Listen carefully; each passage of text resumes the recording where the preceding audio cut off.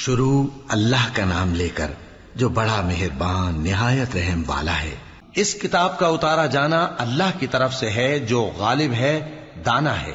بے شک آسمانوں اور زمین میں ایمان والوں کے لیے اللہ کی قدرت کی نشانیاں ہیں، اور تمہاری پیدائش میں بھی اور جانوروں میں بھی جن کو وہ پھیلاتا ہے یقین کرنے والوں کے لیے نشانیاں ہیں، اور رات اور دن کے آگے پیچھے آنے جانے میں، اور وہ جو اللہ نے آسمان سے ذریعہ رزق نازل فرمایا پھر اس سے زمین کو اس کے مردہ ہو جانے کے بعد زندہ کیا، اس میں اور ہواؤں کے گردش دینے میں عقل والوں کے لیے نشانیاں ہیں۔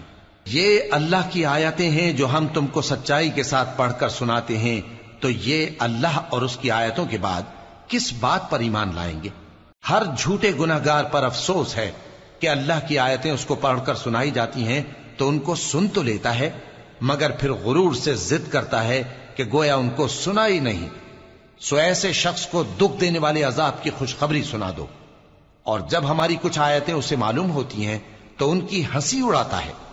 ایسے لوگوں کے لیے ذلیل کرنے والا عذاب ہے، ان کے پیچھے دوزخ ہے، اور جو بھی یہ کرتے رہے کچھ بھی ان کے کام نہ آئے گا، اور نہ وہی کام آئیں گے جن کو انہوں نے اللہ کے سوا معبود بنا رکھا تھا، اور ان کے لیے بڑا عذاب ہے۔ یہ ہدایت کی کتاب ہے، اور جو لوگ اپنے پروردگار کی آیتوں سے انکار کرتے ہیں ان کو سخت قسم کا درد دینے والا عذاب ہوگا۔ اللہ ہی تو ہے جس نے سمندر کو تمہارے قابو میں کر دیا تاکہ اس کے حکم سے اس میں کشتیاں چلیں، اور تاکہ تم اس کے فضل سے معاش تلاش کرو، اور تاکہ شکر کرو۔ اور جو کچھ آسمانوں میں ہے اور جو کچھ زمین میں ہے سب کو اسی نے اپنے حکم سے تمہارے کام میں لگا دیا۔